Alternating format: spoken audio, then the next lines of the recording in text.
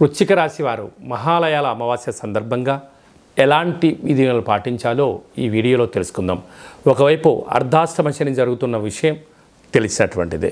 వృశ్చిక రాశిలో ఏ నక్షత్రాలు వస్తాయి అనగా విశాఖ నక్షత్రంలోని చివరి పాదం 4వ పాదము, అనురాధ నక్షత్రంలో 4 పాదాలు, జ్యేష్ఠ నక్షత్రంలో 4 పాదాలు కలిపితే వృశ్చిక రాశి.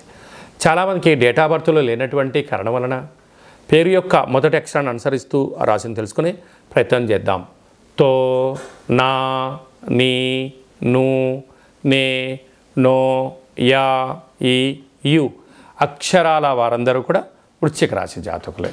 అలాగా ఈ మహాలయాల అమావాస్య అందులో బుధవారం రోజు రావడం, ఉత్తరాహస్త నక్షత్రం రావడం వలన గతించినటువంటి వారికి ప్రీతికరమైన పదార్థాలను నైవేద్యంగా ఏర్పాటు చేసి నల్ల నువ్వులు దర్భలతో తర్పణం వదిలేసుకొని, అలాగనే ఎరుపు వస్త్రాలను కానీ లేకపోతే తెలుపు వస్త్రాలను కానీ నవధాన్యాలను 1 కేజీ బావును బ్రాహ్మణుడికి దానం ఇవ్వడం కానీ, గోమాతకు ఆహారం ఏర్పాటు చేయడం కానీ, కాకులకు ఇలాంటి పదార్థాలు ఏర్పాటు చేయడం కానీ ప్రవహించే నీటిలో ఏర్పాటు చేయడం వలన గతించిన వారి యొక్క స్మరణ చేయడం వలన వారు ఆ రూపంలో జీవుడు ఆత్మ తృప్తి చెంది ఈ యొక్క వృశ్చిక రాశి వారికి అర్ధాష్టమ శని యొక్క తీవ్రత తగ్గి కోపము, ఆవేశము అలాంటివి ఏమీ లేకుండా అనుకున్నటువంటి అద్భుతమైన జీవితానికి నాంది పలుకుతారు అని చెప్పి గమనించాలి.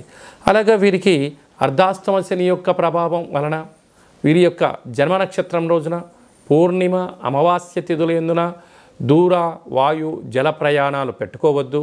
వీలైనంత వరకు మౌనం, ధ్యానం, ఏకాగ్రత అవసరం అని చెప్పి గుర్తుపెట్టుకోగలగాలి.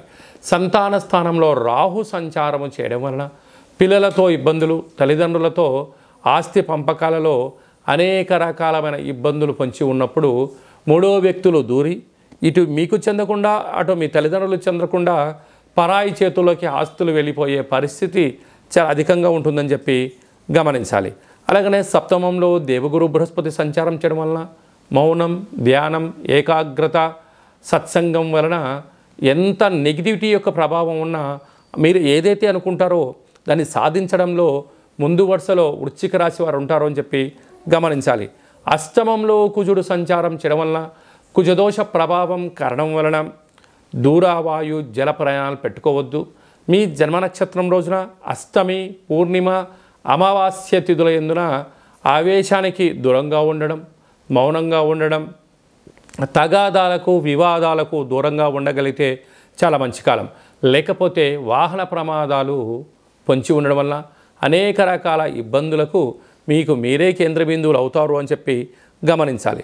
లాభస్థానంలో బుధాదిత్య రాజయోగం కారణం వలన ప్రభుత్వ ఉద్యోగం ప్రయత్నం చేసేవారికి ఇది చాలా మంచి కాలము. వ్యయంలో శుక్ర భగవానుడు ఉండడం వలన విందులు, వినోదాలు, నూతనమైన బంగారు ఆభరణాలు, క్రయ విక్రయాలు చేయడంలో అనంతమైన సంపద ఖర్చు పెట్టబోతున్నారు. కనుక సాఫ్ట్వేర్ ఉద్యోగస్తులు, హార్డ్వేర్ ఉద్యోగస్తులు, స్వయం వృత్తులు, సేవా రంగాలు, వ్యాపార రంగ కార్యక్రమాల్లో ఉండబడిన వారందరికీ కూడా కొద్దిపాటి మౌనం, ధ్యానం, ఏకాగ్రత వలన రాబోయే కాలానికి మంచి ఏర్పాట్లు చేసుకోండి. అవధులు లేనటువంటి జీవితానికి స్వాగతం పలకండి.